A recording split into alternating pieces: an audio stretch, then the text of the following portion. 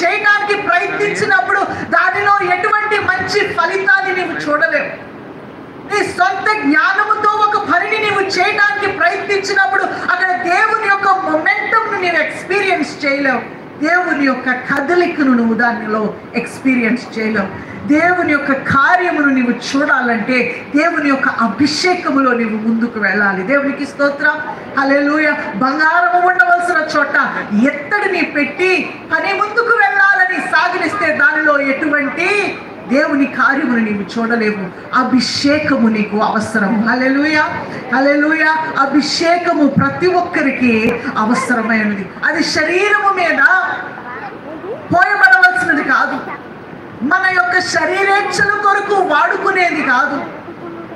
దేవుడు మనలను అభిషేకించేది ఆయన మహిమ కొరకు మనలను అభిషేకిస్తున్నాడు. దేవునికి స్తోత్రం, హల్లెలూయా.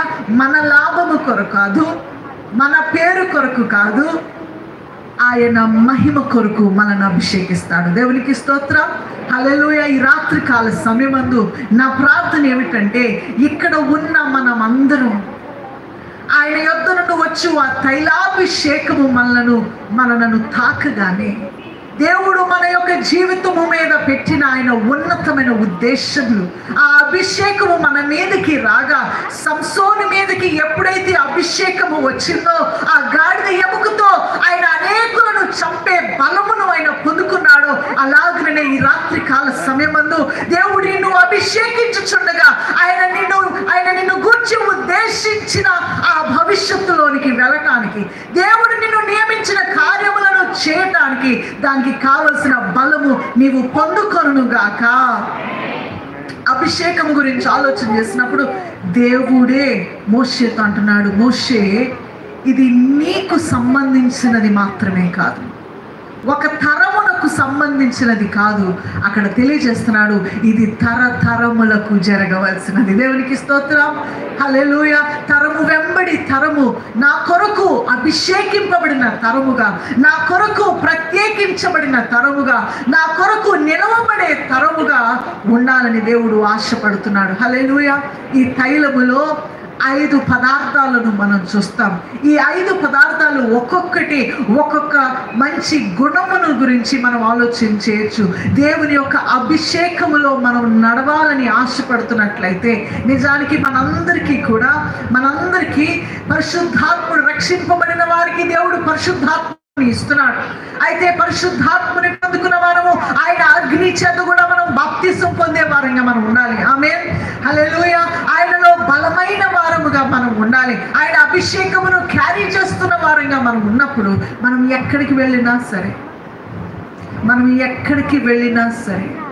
మన అభిషేకము మనకు ఒక ప్రత్యేకమైన గుర్తింపుని ఇవ్వటం మాత్రమే కాదు, మనం ఎక్కడికి వెళ్ళినా మన అభిషేకమును బట్టి దేవుడు మనల్ని అంచెలంచెలుగా లేవనెత్తటం మాత్రమే కాదు, అభిషేకము ఉన్న వ్యక్తి అనేకులను దేవుని వైపుకు నడిపించేవానిగా ఉంటాడు. దేవునికి స్తోత్రం, హల్లెలూయా. అభిషేకము ఉన్న వ్యక్తి ఉన్నప్పుడు చూడండి, ఒక వ్యక్తి అభిషేకించబడినప్పుడు దేవుని మహిమపరచడం ప్రారంభిస్తాడు. ఒక వ్యక్తి అభిషేకింపబడినప్పుడు అనేకులను దేవుని వైపుకు త్రెప్పడం ప్రారంభిస్తాడు. ఒక వ్యక్తి అభిషేకముతో నింపబడి ఉన్నప్పుడు రకరకాల శ్రమలు వచ్చిన, యుద్ధాలు వచ్చిన దానిలో గెలుపును పొందటం ప్రారంభిస్తాడు. ఎటువంటి సమస్యలను నువ్వు ఎదుర్కొంటున్నా సరే నీ పైన ఉన్న అభిషేకము నీ పక్షమున కార్యం చేస్తూ ఉంటుంది. హల్లెలూయా, హల్లెలూయా. నేను అనుకుంటూ ఉంటాను, కొన్నిసార్లు నాకే చాలా ఆశ్చర్యం కలిగిస్తుంది. నేను చిన్నప్పటి నుండి దేవుని యొక్క మందిరంలో పెరిగాను, దేవుని యొక్క బిడ్డల మధ్యన పెరిగాను, దైవభక్తి గల తల్లిదండ్రుల యొక్క కుటుంబంలో నేను పెరిగాను. ఇవన్నీ ఉన్నప్పటికీ ఇక్కడ నిలవబడటానికి నాకు ఎటువంటి బైబిల్ ట్రైనింగ్ లేదు. నేను ఎటువంటి బైబిల్ ట్రైనింగ్కి వెళ్ళి వాక్యోపదేశమును నేర్చుకోలేదు. కానీ నేను ఇక్కడ నిలబడి వాక్యం అందిస్తున్నానంటే కారణం ఒకటి, దేవుని పిలుపు, దేవుని అభిషేకము మాత్రమే. దేవునికి స్తోత్రం, హల్లెలూయా. ఆయన దేని కొరకైతే మనను అభిషేకిస్తాడో ఆ స్థలములో నీవు నిలబడినప్పుడు ఆయన నిన్ను వాడుకోవడమే కాదు, నిన్ను లేవనెత్తుతాడు.